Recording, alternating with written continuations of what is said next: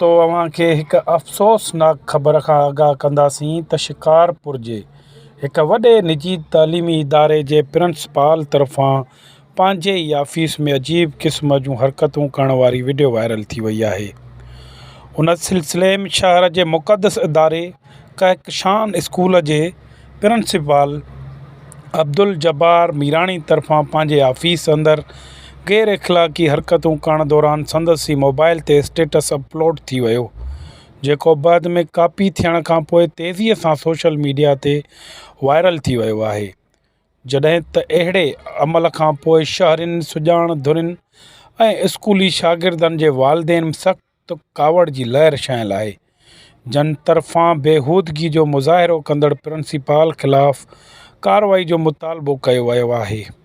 ॿिए तरफ़ ॾिसिजे त कहकशान जे प्रिंसिपाल जे नाज़िबा वीडियो वायरल थियण वारी मामले जो मैनेजमेंट पारां नोटिस त वरितो वियो आहे, पर छा खेसि इहो नोटिस रुॻो हटाइण ताईं हूंदो या का ॿी कार्रवाई बि थी सघंदी।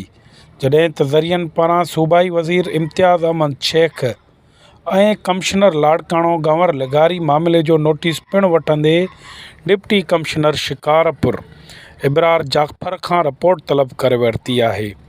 उन सिलसिले में जॾहिं प्रिंसिपल अब्दुल जब्बार मीराणी सां राबितो कयो वियो त हुन जो चवणु हो त अहिड़ी का बि ॻाल्हि नाहे ऐं 3 सालनि खां वठी मूं ख़िलाफ़ु साज़िशूं कयूं पियूं वञनि।